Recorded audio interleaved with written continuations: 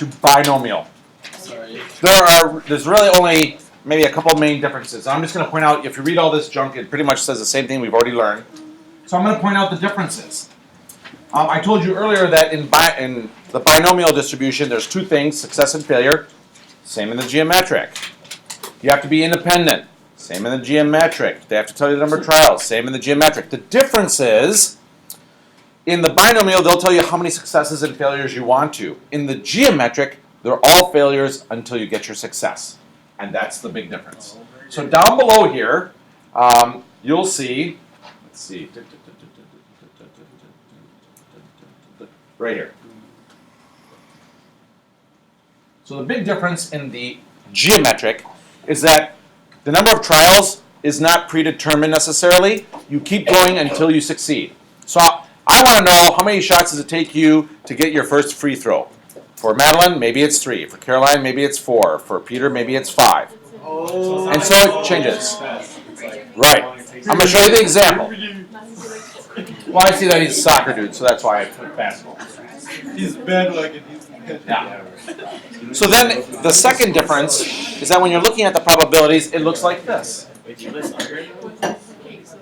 What you'll notice in this probability distribution is that 1 minus p is the failure.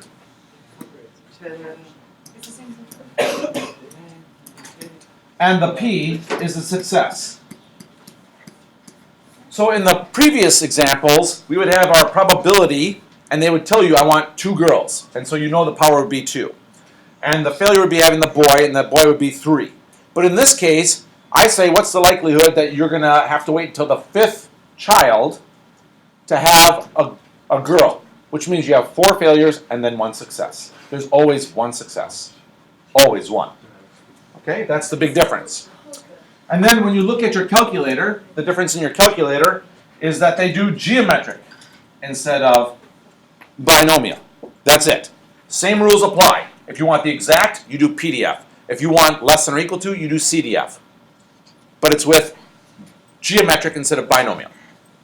The very last thing that's maybe a little bit different than the previous one, because you know that you only have 1 success, is that when you look at the expected value, which means the theoretical probability that something is going to occur, it will always be 1 divided by the probability of success. So for example, if I say, hey, what is the probability of rolling a 6 on a die? And I know it's a 1 in 6 chance, then the question becomes, how many rolls would I expect to see before I roll a 6? 6 of them. Because 1 divided by 1 over 6 is 6 trials before I get my success. And that's your theoretical expected value. Mara. Okay, so in this last example, the first part is, again, can you determine whether or not this is a geometric random variable or not? This is the 4 conditions. So we write down those 4 conditions. The first condition was, is it binary? Oh, goodness, sorry. Is it binary? Is there a success and a failure? So I read up above, and it says, I'm either going to get a prize or not get a prize. So the answer is yes. Prize or no prize. The second thing was, are these things independent? So based on our previous examples, are they independent? No. Because once you choose a box of cereal, there are less boxes left over, right? So the number of boxes change. Which means it's not independent. Third, the number of trials. Do they talk about the number of trials as far as a geometric goes? So yes. Remember, this is for geometric. This is for geometric. The conditions for geometric. The conditions for geometric. Yes. Keep choosing until you get a prize. So do they tell you how many boxes you choose? No. But do they say you keep picking until you get the prize? Yes. Which is kind of annoying, Mara. I mean, really, when you think about it. And then the last thing was, do they define the success? Yeah, they tell us it's 20%. Now we just actually do the math. Like this first part is maybe the most frustrating part because you're doing writing, you feel like you're in English class. And then we finally get to the math part of this. We're going to find the mean. So the mean of x, which is talking about the expected number of trials you would have to have. It's kind of like your expected value, is 1 divided by the probability. Or in other words, 1 divided by 0.2. 5. This means that we would expect to have to take 5 boxes of cereal before we win and get the prize. That's all it's saying. You don't have to eat them, you just have to get them. I mean, you might want to, it's kind of like lunch money, you might want to beat some gift for them, I don't know. And the next one, what's the probability that at most 2 boxes must be purchased? This is saying, what's the probability that x is less than or equal to 2? So I could take 1 box or 2 boxes. So I look at, this means probability that x equals 1 plus the probability that x equals 2. So if I look at my x equals 1 experience, and I draw that box, hang on a second, Sam, on the very first trial, that likelihood, this probability, is 0.2. Boom, I win. That's one possibility. Or, what could have happened is, I could have failed on the first trial, but then won on the second trial.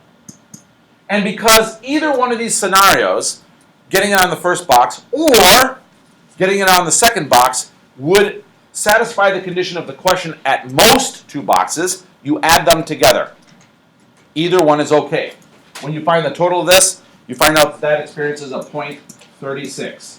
So 0.36 is the likelihood that you will choose the prize either on the first box or the second box. One of the two. And the next one. What is the probability that exactly 4 boxes have to be chosen? What does that mean for your first 3 trials? You're very good, Nick. They have to be failures. You failed the first 3 times. So if you're looking for the probability that your x is equal to 4, that means you have to have exactly 4 boxes. That means that you failed, you failed, you failed, or in other words, you failed 3 times. And then you had your success. And that's 0.1024. So when you're writing these probabilities, if they say exactly, it's an equal sign. And you just write down, you have to have 4 things. So there's 3 on the first parentheses, and you could write it if you want to, I suppose, 1 on the second. Is a little bit tricky in some ways. It says, what's the probability that more than 4 boxes must be purchased? And this, you could start with 5, and then you have to go to 6, and 7, and 8, and 9, and you have to keep on going forever, which is obviously ridiculous. So that's dumb. We're not going to do that.